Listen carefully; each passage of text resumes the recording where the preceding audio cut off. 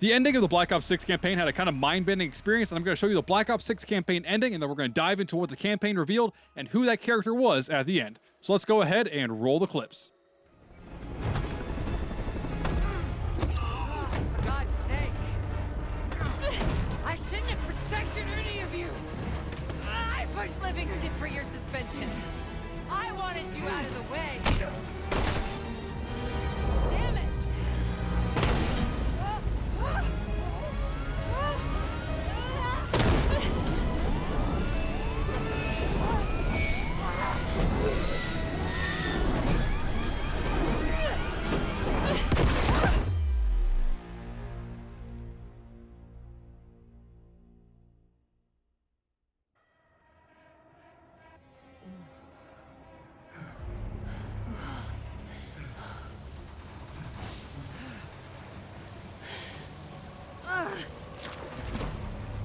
No! No! Look what you've done! I know what you really are, Case. The Cradle made you this. You owe everything to the Pantheon. Destroyer. The Cradle.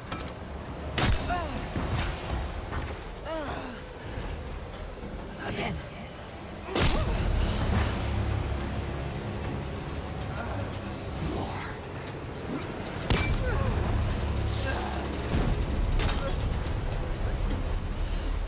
Finish this.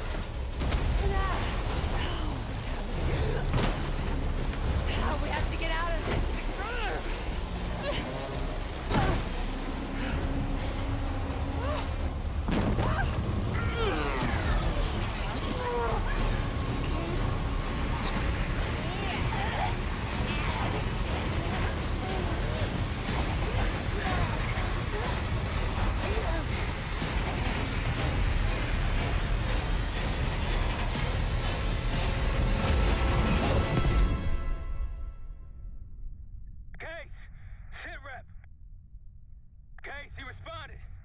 Livingston's cleared out the capital. Everyone's safe.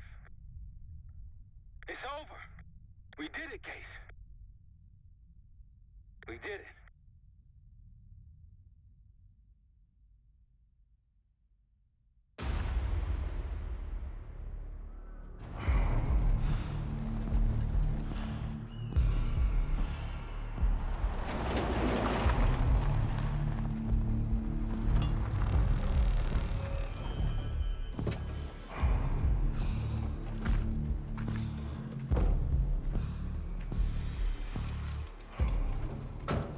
Thanks for coming.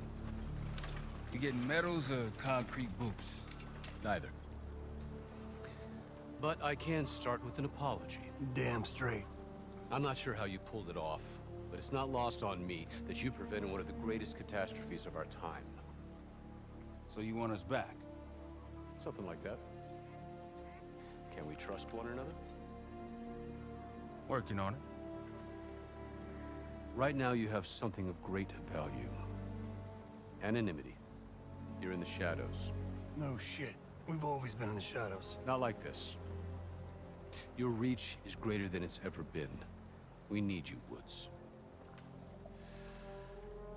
All of you. I can provide whatever you need. Accommodations, resources, cash, additional manpower. All of it off the books. I thought the Cold War was over. No more need for, what was it? Global gunslingers. Yes. The Cold War may be over, but the world is more dangerous than it's ever been. The nature of our enemy is unclear now. What do you want us to do about it? What you've always done. Protect us. Harrow may be gone, but not the Pantheon. I need you back in Avalon.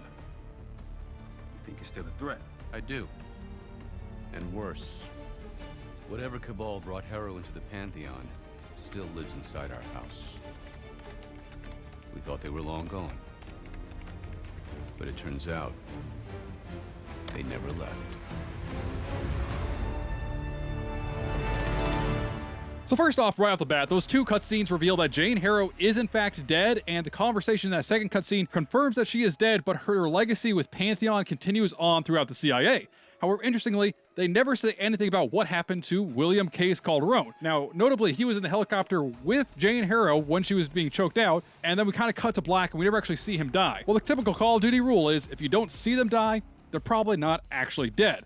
So, Case is probably still alive, but based on the confirmation we got from multiple different sources there at the end, we can confirm Jane Harrow is dead. But the second most important thing that cutscene revealed is that Daniel Livingstone is now going to create a rogue Black Ops team working for the CIA, and he's going to fund them, give them all the supplies, everything they need, so that way they can stop Pantheon and work to stop Pantheon within the CIA. They're going to be off the books, off the record, and completely anonymous and rogue. This team will be comprised of Russell Adler, Felix Newman, Savati Dumas, Frank Woods, Troy Marshall, and possibly William Case Calderon if he's still alive. However, and the one that everyone is talking about is who is this person sitting down right here behind the computer at Daniel Livingstone's office? Well, we actually know who that person is because we've never actually seen them before in Call of Duty. Now, a lot of people thought this was Alex Mason or Victor Reznov or Kane or somebody else. Now, this is not a brand new character. It's a character we're pretty familiar with, but we've never actually seen before. The person sitting in this office is Ryan Jackson. Now, some of you may know who Ryan Jackson is, and some of you may not. But Ryan Jackson was the CIA analyst who was responsible for finding out about what was going on with Alex Mason, finding out about the numbers system, and finding about Nova 6.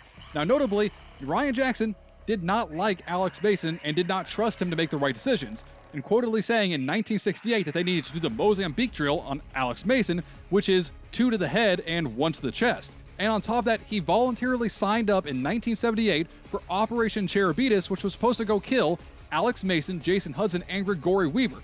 And these were the only 3 people in the world who knew how to reverse the numbers brainwashing, something we saw come back up in 1984 when they actually reversed Russell Adler's brainwashing. We need to go. Oh God, what have I done? Shake it off. It wasn't you. I completely and thoroughly believe that the person that we see here at the end of the Black Ops 6 campaign is Ryan Jackson, who has actually been secretly a member of Pantheon for years, and the only reason he was ever interested in Alex Mason in the first place was because Alex Mason had been brainwashed, and the entire point of the original Pantheon group was to use brainwashing and chemicals to develop the perfect soldier, as we hear from bits of dialogue actually in Black Ops 6. We're stronger and faster than the rest of us. That's what the cradle was originally designed to do. Which means that Ryan Jackson was probably interested in this to help out Pantheon. But that's just my theory. Tell me down below what you think, and until next time, I'm Icebergs, your Call of Duty informant. Stay frosty.